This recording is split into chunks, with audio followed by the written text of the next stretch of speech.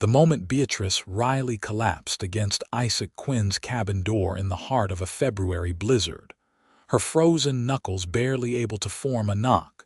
She never imagined the warmth that would change everything about her existence in Fort McDowell, Arizona territory. Isaac had been cleaning his rifle by the fireplace when he heard the faint scratching at his door, so weak he almost mistook it for a branch scraping against wood. The winter of 1883 had brought an unusual cold snap to the high desert territory, and though snow was rare in these parts, tonight it fell in thick sheets that turned the landscape into something unrecognizable.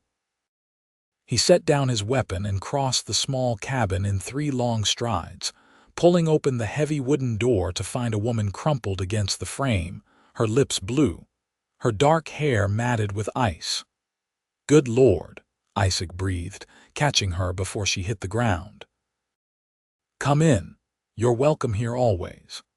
He pulled her inside and kicked the door shut against the howling wind. Beatrice was barely conscious, her body shaking so violently she could not speak. Isaac carried her to the chair closest to the fire and began removing her frozen shawl with careful hands. Her dress was soaked through, and he knew if he did not get her warm soon, she would not survive the night. "Can you hear me?" he asked, rubbing her hands between his own. "I need to get you out of these wet clothes. I have blankets, dry things. You understand?" Beatrice managed a weak nod, her teeth chattering too hard for words. Isaac moved quickly, pulling quilts from his bed and a spare shirt from his trunk. He turned his back to give her privacy, speaking over his shoulder. "There's a screen in the corner. Get behind it and change into this. Everything dry. Then wrap yourself in the blankets." He heard her stumble behind him, the wet fabric hitting the floor. Isaac stirred the fire higher and put a pot of water on to boil for tea. He had lived alone in this cabin for 3 years, ever since he had left his family's ranch in Texas, and drifted west looking for something he could never quite name. Fort McDowell was a small settlement, barely more than a trading post and a handful of buildings clustered near the Verde River, but it suited him. He worked odd jobs, broke horses, and kept to himself. "I'm decent," Beatrice whispered, her voice hoarse. Isaac turned to find her wrapped in his quilts, drowning in his oversized shirt, her wet hair plastered to her pale face. Even in this state, he could see she was beautiful, with fine features and large brown eyes that held a wariness he recognized. She was young, perhaps 22 or 23, and there was something familiar about her, though he could not place it. "Sit here," he said, guiding her back to the chair. "Drink this when it's ready." He poured the hot water over dried herbs and handed her the tin cup. Beatrice wrapped her hands around it gratefully, the warmth seeping into her frozen fingers. For several minutes, neither of them spoke. Isaac busied himself hanging her wet clothes near the fire and adding more wood to the flames. Outside, the wind screamed, and the temperature continued to drop. "Thank you," Beatrice finally said, her voice stronger now. "I thought I was going to die out there." "What were you doing out in this storm?" Isaac asked, settling into the other chair across from her. "It's not safe for anyone, let alone a woman alone." Beatrice stared into her tea and Isaac saw her jaw tighten. "I had nowhere else to go. The boarding house wouldn't let me stay another night. Mrs. Henderson said I was bad for business." Isaac frowned. "Why would she say that?" "Because I'm the town outcast," Beatrice said bitterly. "Surely you have heard the stories. Everyone in Fort McDowell knows about Beatrice Riley, the ruined woman." Recognition dawned on Isaac's face. He had heard whispers in the general store, seen how the respectable women pulled their skirts aside when someone walked past. He had never paid much attention to gossip, but now he remembered the talk about a young woman whose engagement had been broken under scandalous circumstances. "I don't listen to gossip," Isaac said firmly, "and I don't turn away anyone who needs help." Beatrice looked up at him, surprise flickering across her face. "You don't even know me." "I know you were freezing to death on my doorstep," Isaac said. "That's all I need to know." Something in his voice made Beatrice's eyes fill with tears. She blinked them back quickly, but Isaac had already seen. He stood and moved to the small stove, pulling out a pan. "When did you last eat?" "Yesterday morning," Beatrice admitted. "I had a few coins left, but I needed them for a room." Isaac shook his head and began frying salt pork and beans. "You can stay here tonight. Tomorrow we will figure out something more permanent." "I can't impose on you," Beatrice protested, though her eyes followed the food hungrily. "You're not imposing," I offered. Isaac plated the simple meal and handed it to her. "Eat. Then you should sleep."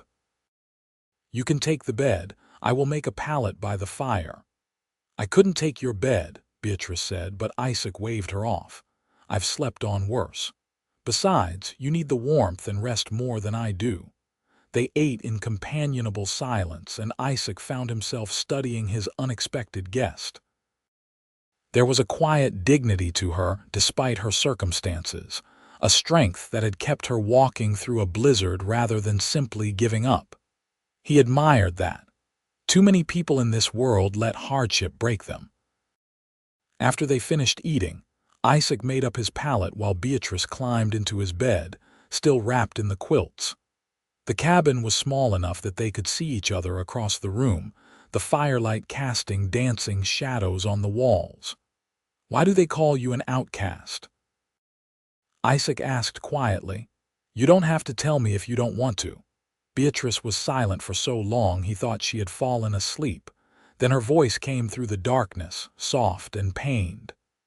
"I was engaged to the banker's son, Thomas Whitmore. We were supposed to be married last spring. But 3 months before the wedding, his father lost a great deal of money in a bad investment. Thomas needed to marry someone with a dowry, someone whose family had money or land. My father was just a shopkeeper. We had nothing to offer. So he broke the engagement," Isaac said. "He did more than that," Beatrice said bitterly. "He spread rumors that I had been inappropriate with him, that I was no longer virtuous, that he had discovered I was not the woman he thought I was. He ruined my reputation so thoroughly that no one would believe my side of the story. His new bride came from a wealthy family in Prescott, and everyone chose to believe him over me. My father lost customers. People stopped coming to our shop. He died 6 months ago, and I think it was partly from the shame of it all." Isaac felt anger rising in his chest. "That's not right. A man should not be allowed to destroy someone like that." "But he did," Beatrice said, "and there's nothing I can do about it. After my father died, I had nothing. I tried to find work, but no respectable family would hire me. I've been living on what little my father left me, but it ran out. Mrs. Henderson only let me stay at the boarding house as long as I did because my father had been kind to her once. But even her charity has limits. You should leave this town," Isaac said. "Go somewhere where no one knows you, start fresh." "I've thought about it," Beatrice admitted. "But I have no money for passage anywhere, and winter travel is dangerous. I was hoping to survive until spring, but tonight I realized I might not make it that long." "You'll make it," Isaac said firmly. "I won't let you freeze or starve." "Why?" Beatrice asked. "Why would you help me?" "You don't know me, and you've heard the stories." Isaac was quiet for a moment, choosing his words carefully. "I came to Fort McDowell 3 years ago because I was running from something too. Not scandal, but expectations. My father wanted me to take over the family ranch, marry the neighbor's daughter, live the life he had planned for me. But I couldn't do it. I felt like I was suffocating, so I left, and my father disowned me. Called me a disgrace, a coward. For a long time I believed him. But then I realized that sometimes the bravest thing you can do is choose your own path, even when everyone else thinks you're wrong." "So you understand," Beatrice said softly. "I understand," Isaac confirmed. And I understand what it's like to be judged by people who don't know the whole story. So yes, I'll help you, because someone should have helped me when I needed it and they didn't. Beatrice felt tears slide down her cheeks in the darkness. Thank you, she whispered. You have no idea what this means to me. Get some sleep, Isaac said gently. Things will look better in the morning. But as Isaac lay on his pallet listening to the storm rage outside, he knew that things would not simply look better in the morning. He had just invited trouble into his life, and the respectable people of Fort McDowell would not look kindly on him harboring the town outcast under his roof. But as he listened to Beatrice's breathing slow and even out into sleep, he found he did not care. There was something about her that called to him, something that made him want to stand between her and the world that had treated her so cruelly. The next morning, Isaac woke to find weak sunlight streaming through the cabin's single window. The storm had passed, leaving behind several inches of snow that would melt quickly in the Arizona sun. He rose quietly, trying not to wake Beatrice, and started a fire to make coffee. But she stirred anyway, sitting up in bed with her dark hair wild around her shoulders. "Good morning," she said, her voice shy. "Morning," Isaac replied. "How do you feel?" "Much better. Warm and rested. I can't remember the last time I felt safe enough to really sleep." Isaac poured 2 cups of coffee and handed her one. "We should talk about what happens next." Beatrice nodded, pulling the quilt around her shoulders. "I know I can't stay here. It wouldn't be proper and it would ruin your reputation too." "I'm not worried about my reputation," Isaac said, "but you're right that people will talk. However, I have an idea. There's an old line shack about 2 miles from here, on the edge of the Prescott Ranch. It's not much, but it's weathertight and warm. The ranch owner died last year and his son lives back east and has not bothered with the property. No one goes out there. You could stay there for now and I could bring you supplies." "I can't keep accepting charity," Beatrice said. "I need to find a way to support myself." "Then we'll figure that out too," Isaac said. "Maybe you could take in sewing or washing. I could bring you work from the neighboring ranches, places where people don't come into town much and haven't heard the gossip." Beatrice considered this, hope flickering in her eyes. "Do you really think that would work?" "It's worth trying," Isaac said, "unless you have a better idea." "I don't," Beatrice admitted, "and I'm grateful, more grateful than I can say." After breakfast, Isaac saddled his horse and helped Beatrice climb up behind him. Her clothes were mostly dry now, though still damp in places. She wrapped her arms around his waist as they rode through the melting snow toward the lined shack. Isaac was acutely aware of her body pressed against his back, her breath warm on his neck. Something about having her close felt right in a way he could not explain. The lined shack was small but sturdy, with a wood stove and a narrow bed. It had clearly not been used in months, and everything was covered in a layer of dust. But it was dry and would be warm once they got the stove going. "It's perfect," Beatrice said, looking around. "Much better than I deserve." "You deserve better than this," Isaac corrected. "But it will do for now." He spent the morning helping her clean the place, hauling water from the nearby creek and gathering firewood. He brought supplies from his own cabin, blankets and food and a few dishes. By afternoon, the lined shack was transformed into a cozy little home. "I'll come by every few days with supplies," Isaac said as he prepared to leave, "and I'll see what I can do about finding you work." "Isaac," Beatrice said, catching his arm as he turned to go. "Why are you doing all this?" "Really?" Isaac looked down at her hand on his arm, then up at her face. "Because you knocked on my door and I said you were welcome. I meant it." "But there has to be more to it than that," Beatrice pressed. Isaac hesitated, then said, "Maybe because when I look at you, I see someone who has been broken by circumstances beyond their control but who is still fighting. I admire that. And maybe because you're the first person in 3 years who has made me feel like I'm not just drifting anymore." Beatrice's eyes widened and color rose in her cheeks. "I don't know what to say." "You don't have to say anything," Isaac said gently. "Just accept the help. Let someone be kind to you for once."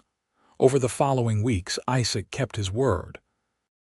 He came to the line shack every 3 days like clockwork, bringing supplies and staying to talk. He found work for Beatrice, mending clothes for a rancher's wife who lived 20 miles away and did not come to town often. The woman was delighted to have someone reliable, and the money was enough for Beatrice to start saving.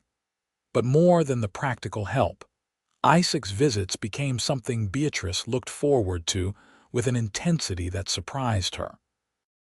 They would sit by the stove for hours, talking about everything and nothing. Isaac told her about growing up on the Texas ranch, about his dreams of breeding horses and living a life on his own terms. Beatrice told him about her childhood, about her mother who had died when she was 12, about her father's shop, and the books she used to read by candlelight. "I always loved stories about adventure," Beatrice said one evening as they shared a simple dinner of stew. "About people who went to wild places and made new lives for themselves. I never thought I would be living my own adventure, though not quite the way I imagined." "Is that what this is?" Isaac asked, a slight smile playing at his lips. "An adventure, it is for me," Beatrice said. "3 months ago, I was certain my life was over. Now I'm living alone in a lined shack in the wilderness, making my own way. It's terrifying, but it's also exhilarating. For the first time, I'm not defined by what other people think of me." "You're braver than you give yourself credit for," Isaac said. "I'm learning to be brave," Beatrice corrected. "You taught me that." Their eyes met across the small table, and something electric passed between them. Isaac felt his heart begin to race. He had been fighting his growing feelings for Beatrice, telling himself it was too soon, that she had been through too much, that she needed a friend more than a suitor. But the way she was looking at him now made all his careful reasoning disappear. "Beatrice," he said softly, "I need to tell you something." "What is it?" she asked, her voice barely above a whisper. "I think I'm falling in love with you," Isaac said. "I know the timing is terrible and you probably need space after everything that happened with Thomas. But I can't keep pretending that I see you as just someone I'm helping. When I'm here with you, I feel more myself than I have in years. When I'm away, all I think about is when I can see you again. And if there's even a chance you might feel the same way, I had to tell you." Beatrice's eyes filled with tears, but she was smiling. "Isaac Quinn, you ridiculous man. Do you really think I would spend hours making myself presentable before your visits if I thought of you as just a friend? Do you think I count the hours until I hear your horse approaching? I've been falling in love with you since the night you opened your door and said I was welcome." Isaac stood so fast his chair tipped over. He crossed to her in 2 strides and cupped her face in his hands. "Can I kiss you, please?" Beatrice breathed. Their lips met in a kiss that was both tender and desperate, weeks of longing finally finding release. Beatrice's hands tangled in Isaac's hair, and he pulled her closer, marveling at how perfectly she fit in his arms. When they finally broke apart, both were breathing hard. "I never thought I would feel this way about anyone," Beatrice said. "After Thomas, I thought I was broken, that I would never trust anyone again." "You're not broken," Isaac said fiercely. "You're the strongest person I know. And I will spend every day proving to you that not all men are like Thomas Whitmore." They kissed again, softer this time, and Isaac felt something settle in his chest. This was what he had been looking for all those years ago when he left Texas. Not just freedom, but someone to share it with. Someone who understood what it meant to be cast out, and who was brave enough to build something new from the ruins. As winter gave way to spring, Isaac and Beatrice's relationship deepened. They were careful to maintain appearances, with Isaac never staying at the line shack overnight and Beatrice keeping to herself. But everyone in Fort McDowell began to notice that Isaac Quinn was spending a lot of time riding out toward the old Prescott property. Tongues started to wag. One day in early April, Isaac was in the general store buying supplies when Thomas Whitmore walked in. The two men had never spoken, though Isaac knew exactly who Thomas was. He was tall and well-dressed, with slicked-back hair and an arrogant expression that made Isaac's hands curl into fists.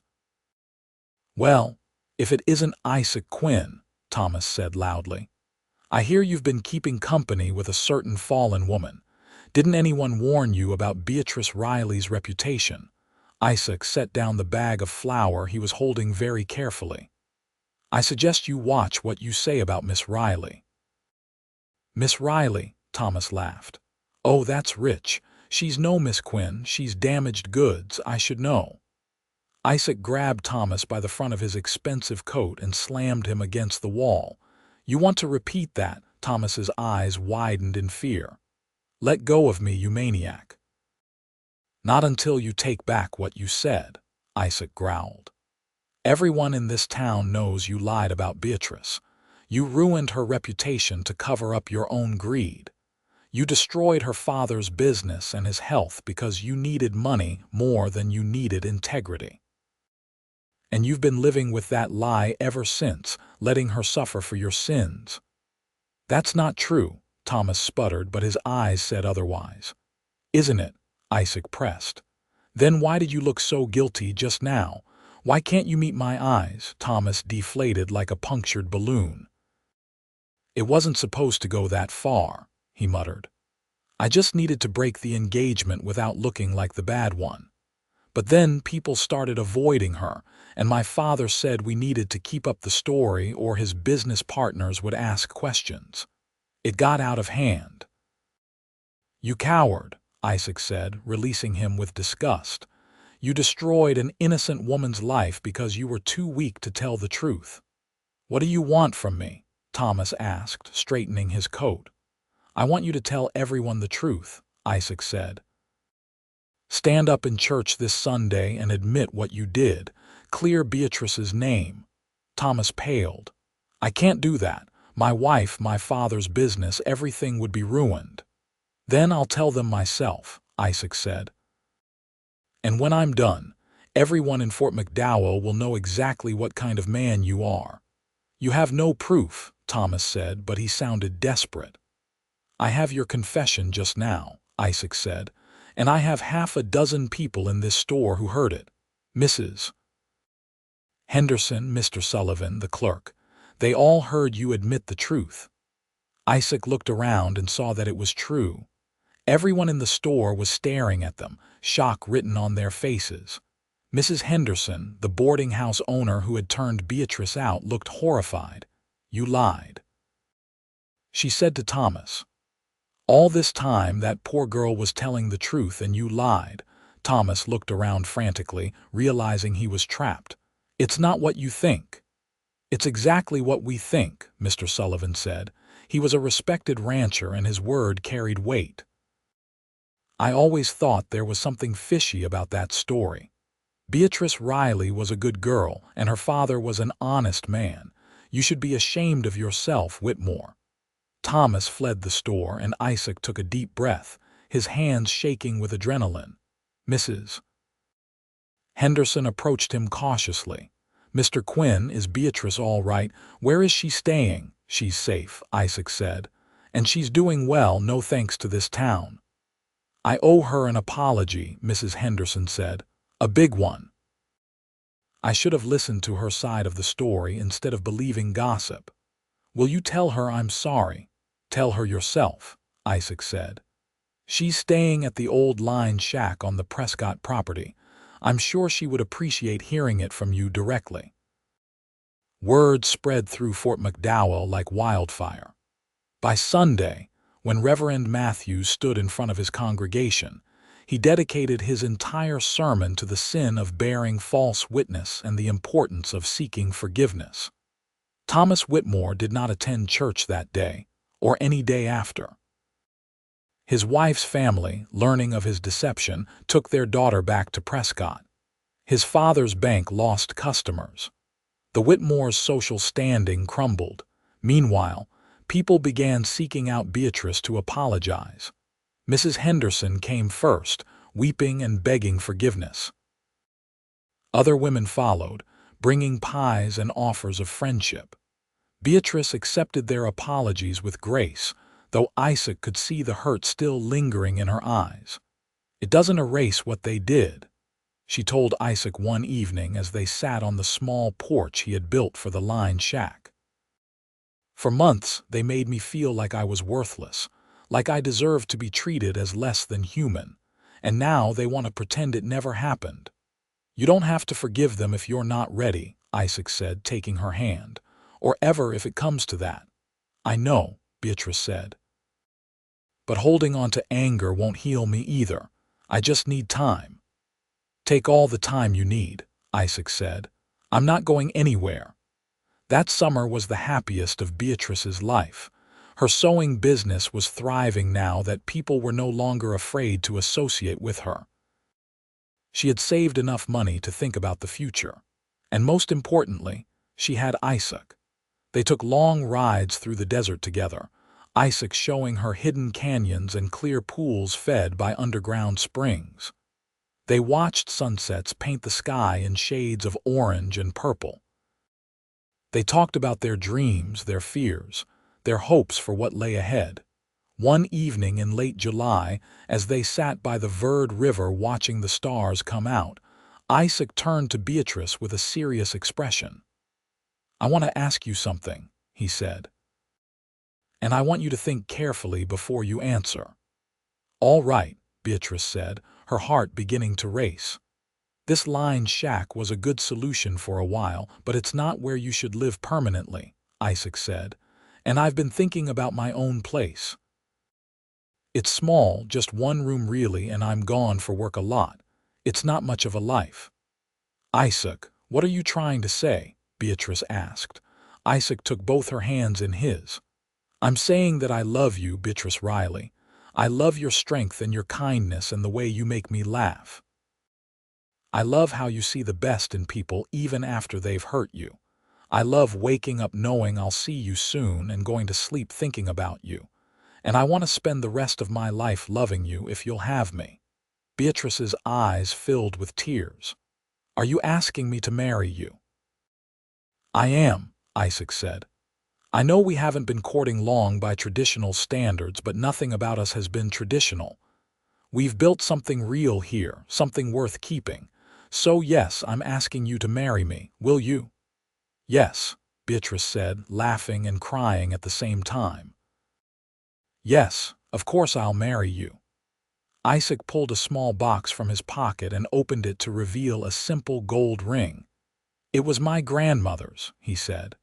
"My mother gave it to me when I left Texas, said I should give it to someone worth giving it to. I think she would have loved you." Beatrice held out her hand, and Isaac slipped the ring onto her finger. It fit perfectly. They kissed as the stars wheeled overhead and the river sang its ancient song beside them. They were married a month later in a small ceremony at the Fort McDowell Chapel. Mrs. Henderson insisted on hosting the reception at the boarding house, her way of making amends. Most of the town turned out, and those who had once shunned Beatrice now congratulated her warmly. The Whitmores did not attend, having left Arizona Territory entirely. Isaac and Beatrice moved into a new house he had been building in secret all summer, a proper home with 2 rooms and a real kitchen. It sat on a piece of land he had purchased with his savings, with space for the horse breeding operation he had always dreamed of starting. "It's perfect," Beatrice said as Isaac carried her over the threshold. "I can't believe this is really our home." "Believe it," Isaac said, setting her down gently. "This is just the beginning, Beatrice Quinn." Hearing her new name made Beatrice smile so wide her cheeks hurt. "I like the sound of that. Beatrice Quinn. It sounds like someone who is loved." "You are loved," Isaac said, pulling her close. "More than you will ever know." Their first year of marriage was not without challenges. Building a new business required long hours and hard work. There were lean months when they worried about money, and hot summer days when tempers flared over small things. But through it all, they held fast to each other, remembering the cold night when everything had changed. In the spring of 1885, Beatrice discovered she was pregnant. Isaac was overjoyed, immediately beginning to plan additions to the house for a nursery. Beatrice was more cautious, remembering her mother's difficult pregnancies, but she allowed herself to hope. "What do you want?" Isaac asked one night, his hand resting on her growing belly. "A boy or a girl?" "I just want a healthy baby," Beatrice said. "But if I'm honest, maybe a boy first, a son who looks just like his father." "As long as the baby has your kindness and courage, I'll be happy," Isaac said. Their son was born on a cold November morning, coming into the world with a loud cry and a full head of dark hair. They named him James after Beatrice's father, and Isaac wept when he held his son for the first time. "He's perfect," Isaac said, his voice thick with emotion. "Just like his mother." "He has your eyes," Beatrice said, exhausted but radiant. "He's going to be a heartbreaker." Raising James brought new joys and challenges. The baby was healthy but demanding, keeping them up at all hours. But Isaac proved to be a devoted father, walking the floor with James when he cried, changing diapers without complaint, and singing off-key lullabies that somehow always worked. The horse breeding business began to take off. Isaac had a gift for working with difficult animals, and word spread across the territory. Ranchers came from as far as Tucson to buy his horses. Beatrice kept the books and managed the household, her sharp mind for numbers proving invaluable. When James was 2, Beatrice became pregnant again. This time, she was less anxious, confident in her body's ability to bring a child safely into the world. Their daughter was born on a bright spring morning, and they named her Clara, after Isaac's mother. "Now we have one of each," Isaac said, cradling Clara while James toddled around the room. "Our family is complete." "Maybe," Beatrice said with a mysterious smile. "Or maybe we're just getting started." Life settled into a comfortable rhythm. James grew into a curious, adventurous boy who followed his father everywhere, learning about horses and the land. Clara was quieter, with her mother's thoughtful nature and love of books. Beatrice taught both children to read and write, determined they would have every advantage she had not. On quiet evenings after the children were in bed, Isaac and Beatrice would sit on their porch and watch the sun set over the desert they both loved. Sometimes they talked about the early days, marveling at how far they had come. Other times, they simply sat in comfortable silence, hands entwined. "Do you ever regret it?" Isaac asked one such evening. "Marrying me, I mean. You could have left Arizona, started fresh somewhere no one knew you. Instead, you stayed and built a life with me here where people remember." Beatrice turned to look at her husband, this good man who had opened his door to a freezing stranger and changed both their lives forever.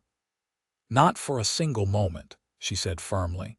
"You gave me more than shelter that night, Isaac. You gave me hope when I had none. You saw worth in me when I could not see it in myself. You loved me when I felt unlovable. How could I ever regret that?"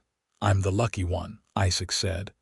"You walked into my life and gave it meaning. Before you, I was just drifting. Now I have a purpose. I have you and the children, this home we've built together. I wake up every morning grateful." "We're both lucky," Beatrice said. "We found each other when we needed each other most. Not everyone gets that." As the years passed, the Quinn family became an integral part of Fort McDowell. Isaac served on the town council, helping to make decisions about schools and roads. Beatrice organized church socials and taught Sunday school. Their children grew strong and healthy, beloved by the entire community.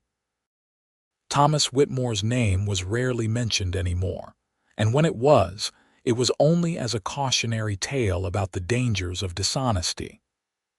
The Quinns had moved past that painful chapter, though neither of them forgot the lessons it taught.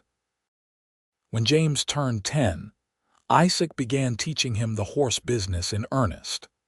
The boy had his father's gift, able to calm even the wildest Mustang with patience and gentle hands. Clara, meanwhile, showed an aptitude for healing, learning about herbs and remedies from the town doctor. Beatrice was proud of both her children, seeing in them the best parts of herself and Isaac. One winter evening, as they celebrated their 10th wedding anniversary, Isaac pulled Beatrice into a dance in their small living room. The children were staying with Mrs. Henderson for the night, giving the couple rare privacy. "You remember that blizzard?" Isaac asked as they swayed to music only they could hear. "Every detail," Beatrice said. "I remember thinking I was going to die. I remember your face when you opened the door. I remember you saying I was welcome." "You are welcome," Isaac said, echoing those long-ago words. "Today, tomorrow, always. My door will always be open to you, Beatrice Quinn." "And my heart will always be open to you," Beatrice replied. "You saved my life that night, Isaac. Not just from the cold, but from despair. You reminded me that I was worth saving." "We saved each other," Isaac corrected. "I was as lost as you were, just in a different way. You gave me a reason to build a life instead of just surviving through one." They kissed, and it felt as electric as it had that first time in the line shack. Some things, Beatrice thought, never changed. The love between them had only deepened with time, growing richer and more complex with each shared experience.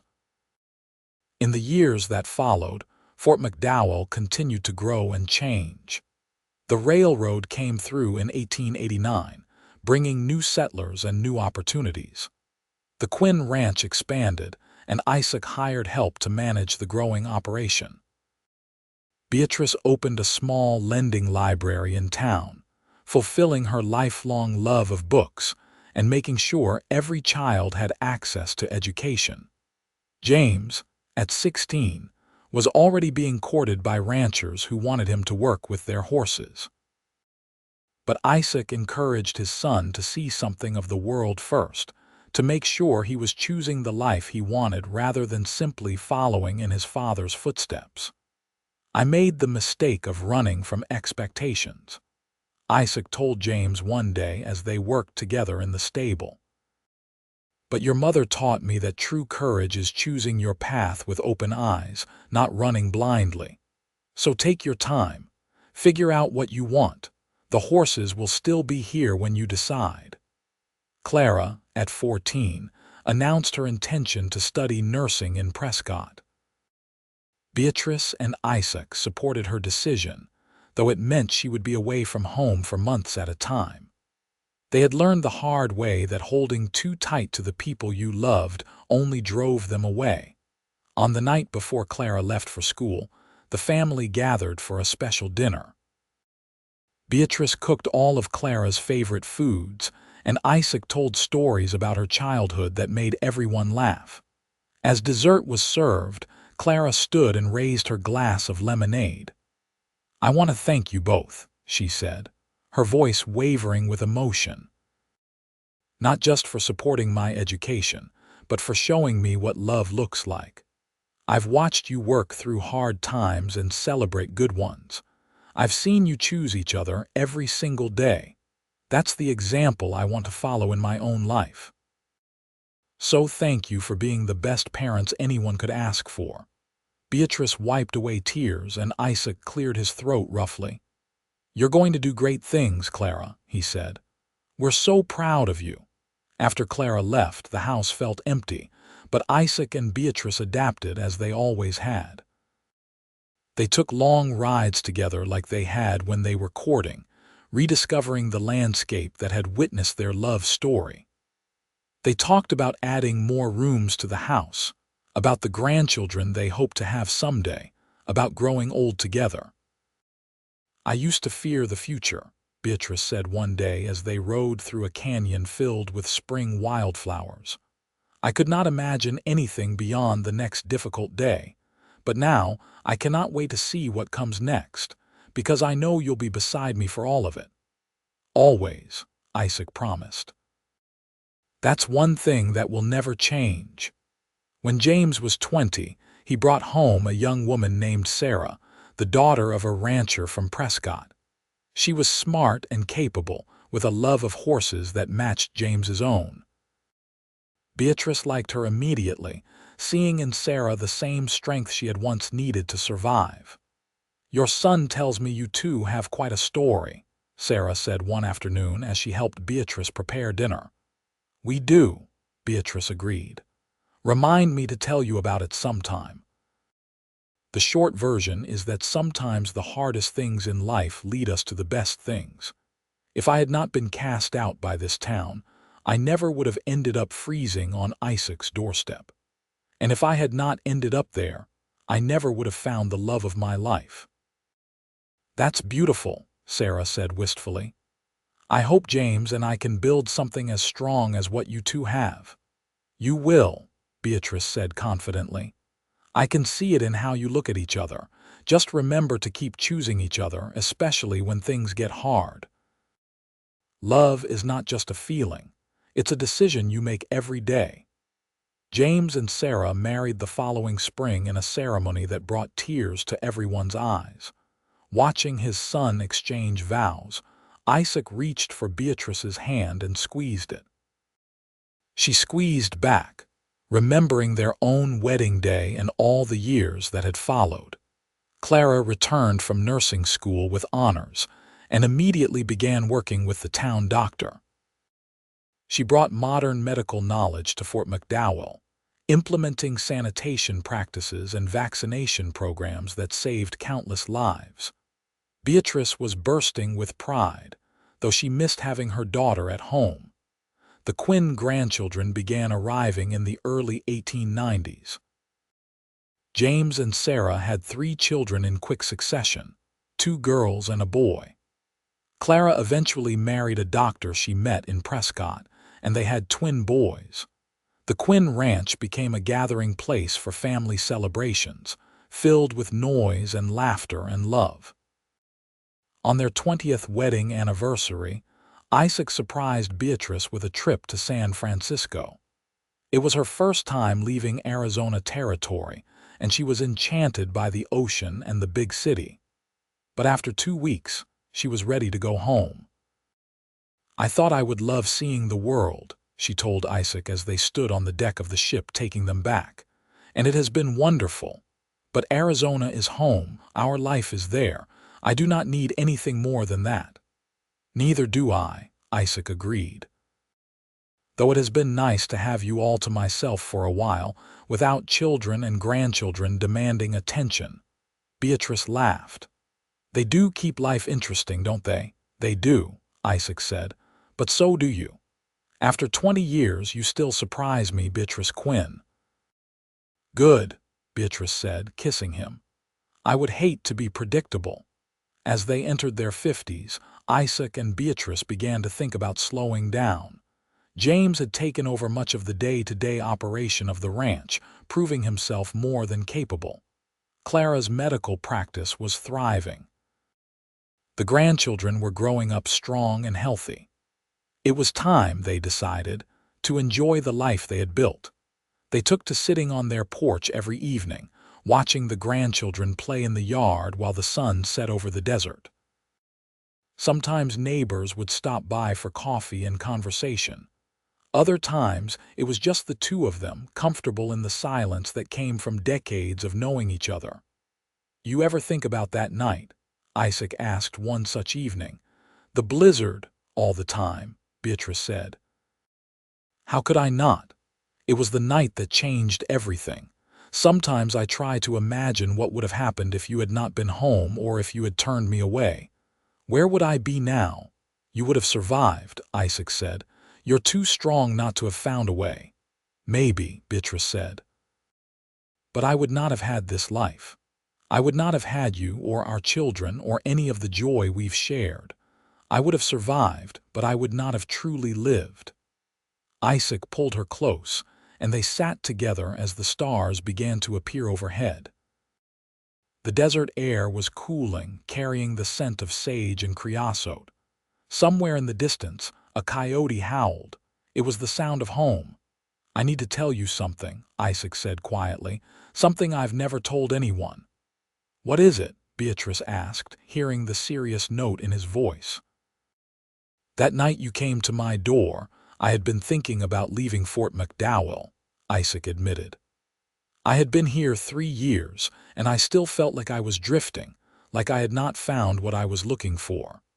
I was planning to pack up and move on, maybe try Montana or Wyoming. And then you knocked. Beatrice sat up to look at him. I had no idea. How could you? Isaac said. But it's true.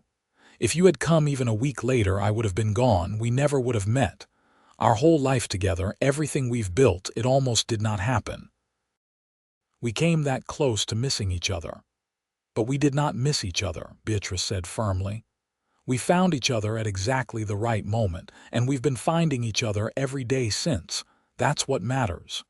You're right, Isaac said, and I'm grateful for it, for you. For all of this. They sat in comfortable silence for a long time, hands clasped, hearts full. The years had been kind to them, but more than that, they had been kind to each other. They had built a life of love and respect, of partnership and passion. They had weathered storms and celebrated triumphs. They had raised good children and were now watching their grandchildren grow. It was more than either of them had dared to dream that cold February night so long ago. As they grew older, Isaac and Beatrice became the heart of Fort McDowell. People came to them for advice, for comfort, for the wisdom that came from a long life well lived. The story of how they met had become part of local legend, told and retold until it took on mythic proportions. But those who knew them understood that the real story was not about the dramatic rescue on a stormy night. It was about the choice to love deeply and consistently, day after day, year after year. On their 30th anniversary, the town threw them a celebration. The entire community turned out, bringing food and music and gifts. Grandchildren performed songs and recited poems. Friends gave speeches about the impact the Quinns had made on Fort McDowell. Even former skeptics spoke about how Isaac and Beatrice had taught them about forgiveness and second chances. When it was Isaac's turn to speak, he stood and pulled Beatrice to her feet beside him. 30 years ago, I made a vow to love and honor this woman for the rest of my life, he said. It's been the easiest promise I've ever kept. Beatrice, you are my partner, my best friend, my greatest adventure. Thank you for choosing me, over and over again. And thank you for opening your door to a freezing stranger, Beatrice said, her voice breaking. Thank you for seeing worth in me when I could not see it myself. Thank you for building this beautiful life with me. I love you more today than I did 30 years ago, and I will love you more tomorrow than I do today. The crowd cheered, and their children and grandchildren surrounded them with hugs and kisses. It was a perfect moment, the kind that made all the hard times worthwhile. As they approached their 40s of marriage, age began to slow them down. Isaac's joints ached from decades of physical labor, and Beatrice's eyes grew weaker, making her beloved reading more difficult. But they adapted, finding new ways to enjoy their time together. Isaac would read aloud to Beatrice in the evenings, his voice bringing the stories to life. Beatrice would massage the soreness from Isaac's hands and shoulders, her touch still able to soothe him after all these years. Their greatest joy was watching their family grow and flourish. James had expanded the horse business into one of the most successful operations in Arizona territory. Clara had become one of the most respected medical professionals in the region, treating patients from miles around. The grandchildren were making their own way in the world, some staying close to home and others venturing out to seek their fortunes. "We did good," Isaac said one evening as they watched a particularly spectacular sunset. "Our children, our grandchildren, the life we built. We did real good, Beatrice." "We did," Beatrice agreed. "And we did it together, which makes it all the sweeter." On a warm spring day in 1903, Fort McDowell celebrated its 40th anniversary as an official settlement. Isaac and Beatrice, now in their 60s, were honored as founding members of the community. As part of the celebration, they were asked to share their story. Standing before a crowd of neighbors and friends, many of whom had not been born when the events took place, Beatrice spoke about that February night in 1883. She described the cold, the fear, the certainty that she was going to die alone and forgotten. She talked about the sound of Isaac's door opening, the warmth that flooded out, the simple words that changed everything. "Come in, you're welcome here always," Beatrice repeated, her voice carrying clearly. "Those were the words that saved my life, not just from the cold but from despair." In that moment, Isaac Quinn reminded me that I was a human being worthy of kindness and dignity. He taught me that no matter how dark things seem, there are still good people in the world willing to help. And he showed me what real love looks like, the kind that doesn't falter when times get hard. Isaac took up the story from there, talking about how falling in love with Beatrice had given his life purpose and direction. He spoke about the joy of building a family together, of weathering storms and celebrating victories side by side. He talked about the importance of standing up for what was right, even when it was difficult. "The lesson I want to leave with all of you," Isaac said, "is this: when someone knocks on your door asking for help, open it. You never know how that simple act of kindness might change both your lives." Beatrice was a stranger to me that night, someone the town had decided was not worth helping. But I chose to see her as a human being in need, and that choice brought me more happiness than I ever could have imagined. The crowd stood and applauded, many wiping away tears. It was a story of hope and redemption, of love conquering prejudice and fear. It was the story of Fort McDowell itself, a small community that had learned to be better, to do better. As Isaac and Beatrice descended from the platform, their children and grandchildren surrounded them, 3 generations of Quinns united in love and pride. Looking at the faces of her family, Beatrice felt overwhelmed with gratitude.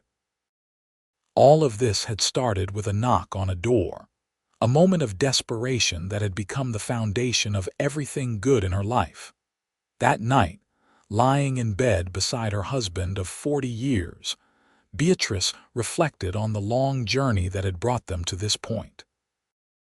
They had been through so much together, faced so many challenges and celebrated so many triumphs. They had raised children and welcomed grandchildren. They had built a business and a home. They had loved each other through young passion and middle-aged comfort and now into the deep, abiding affection of old age. "Isaac," she said softly into the darkness. "Yes, my love. If you could go back and change anything about our life together, would you?" Isaac was quiet for a moment, considering. "Not a single thing," he finally said. "Every hardship taught us something. Every joy was sweeter because we shared it. I would not trade any of it, even the hard parts." "Would you?" "No," Beatrice said. "Not even the terrible things that happened before we met. Because without them, I never would have been on your doorstep that night, and you are worth every moment of suffering it took to find you." "Come here," Isaac said, and Beatrice moved into his arms. They lay together in the darkness, hearts beating in sync, two people who had become one through years of love and commitment. The following year brought changes to Fort McDowell and the Quinn family. Arizona achieved statehood, and the town celebrated the transition with parades and speeches. James was elected mayor, carrying on his parents' tradition of community service. Clara opened a small hospital, providing the region with access to modern medical care. The grandchildren continued to grow and flourish, some going off to university, others starting families of their own.